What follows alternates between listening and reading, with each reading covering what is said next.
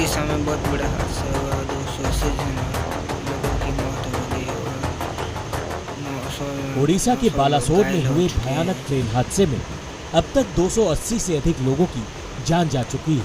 3 ट्रेनों के टकराने की इस भीषण दुर्घटना ने सारे देश को झकझोर कर रख दिया है। इस हादसे पर हर पल नई अपडेट आ रही है, लेकिन जो सवाल सबके जहन में है वो ये है कि आखिर 3 ट्रेनें एक साथ कैसे टकरा गई, इतनी बड़ी लापरवाही हुई कैसे। रेलवे सूत्रों से जो जानकारी सामने आई है वो हम आपको बताते हैं। रेलवे के वरिष्ठ आधिकारिक सूत्र बताते हैं कि ये दुर्घटना सिस्टम कोलैप्स का नतीजा है। ये दुर्घटना इतनी भयावह नहीं होती अगर सिस्टम काम करता। रेलवे सूत्रों का कहना है कि कोलकाता के शालीमार से 12,841 कोरोमंडल एक्सप्रेस तय समय पर चल रही थी। सांतरागाछी में ट्रेन 4 मिनट की देरी से पहुंची। वहीं खड़गपुर में भी ट्रेन अपने तय समय से 3 मिनट की देरी से चल रही थी। उसके बाद ड्राइवर सतर्क होकर ट्रेन की स्पीड मेंटेन करके चलने लगा। ट्रेन ओडिशा में प्रवेश कर चुकी थी। बालासोर में भी ट्रेन अपने नियत समय पर पहुंची थी। कोरोमंडल एक्सप्रेस वहां से करीब 25 किलोमीटर ही आगे बढ़ी थी कि बहनागा बाजार की एंट्री पर स्थित पॉइंट्स पर कुछ दिक्कतें हुई। इसके बाद ट्रेन के कुछ डब्बे पटरी से उतर गए। यूं तो दुर्घटना की वजह का अभी तक रेलवे ने खुलासा नहीं किया है, लेकिन रेलवे के सूत्र बताते हैं कि इस कोरोमंडल एक्सप्रेस की किसी मालगाड़ी से कोई टक्कर नहीं हुई।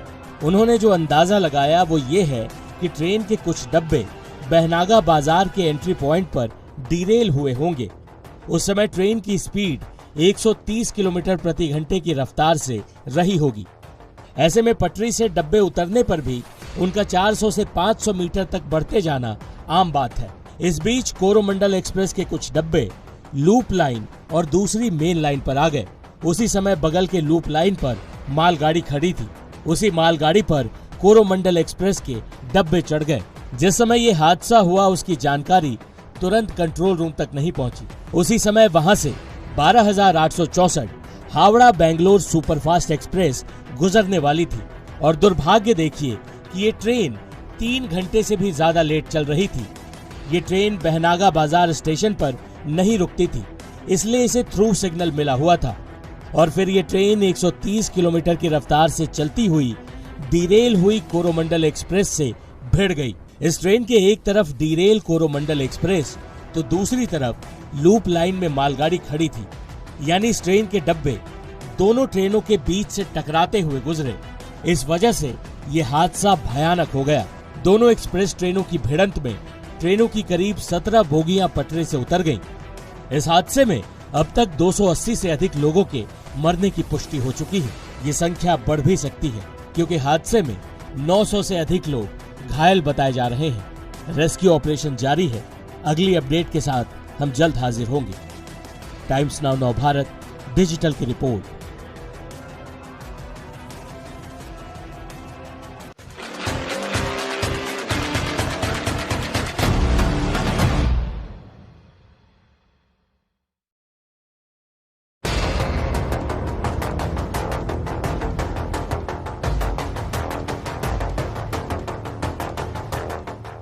ओडिशा के बालासोर में हुए भयानक ट्रेन हादसे में अब तक 280 से अधिक लोगों की जान जा चुकी है। 3 ट्रेनों के टकराने की इस भीषण दुर्घटना ने सारे देश को झकझोर कर रख दिया है।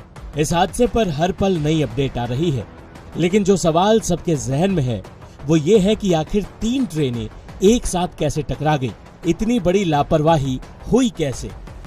रेलवे सूत्रों से जो जानकारी सामने आई है वो हम आपको बताते हैं। रेलवे के वरिष्ठ आधिकारिक सूत्र बताते हैं कि ये दुर्घटना सिस्टम कोलैप्स का नतीजा है। ये दुर्घटना इतनी भयावह नहीं होती अगर सिस्टम काम करता।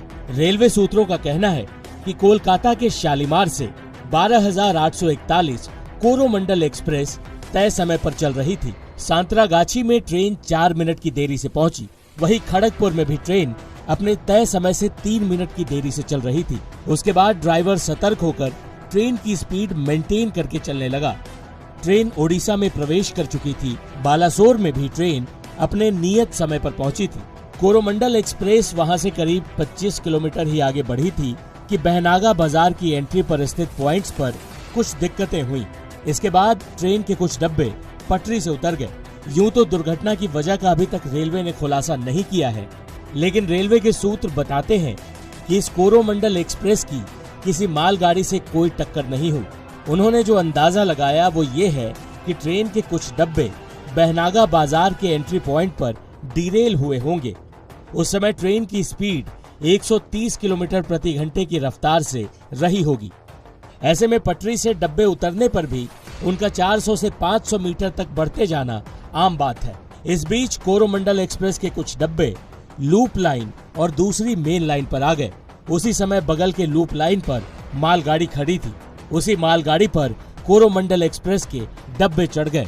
जिस समय ये हादसा हुआ उसकी जानकारी तुरंत कंट्रोल रूम तक नहीं पहुंची। उसी समय वहां से 12,864 हावड़ा बेंगलोर सुपरफास्ट एक्सप्रेस गुजरने वाली थी और दुर्भाग्य देखिए कि ये ट्रेन 3 घंटे से भी ज्यादा लेट चल रही थी।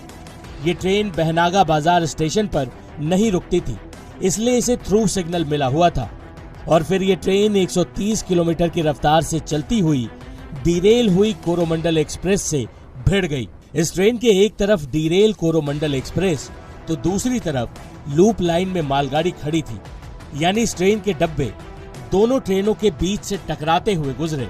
इस वजह से ये हादसा भयानक हो गया। दोनों एक्सप्रेस ट्रेनों की भिड़ंत में ट्रेनों की करीब 17 बोगियां पटरी से उतर गईं। इस हादसे में अब तक 280 से अधिक लोगों के मरने की पुष्टि हो चुकी है। ये संख्या बढ़ भी सकती है क्योंकि हादसे में 900 से अधिक लोग घायल बताए जा रहे हैं। रेस्क्यू ऑपरेशन जारी है। अगली अपडेट के साथ हम जल्द हाजिर होंगे। टाइम्स नाउ नव भारत डिजिटल की रिपोर्ट।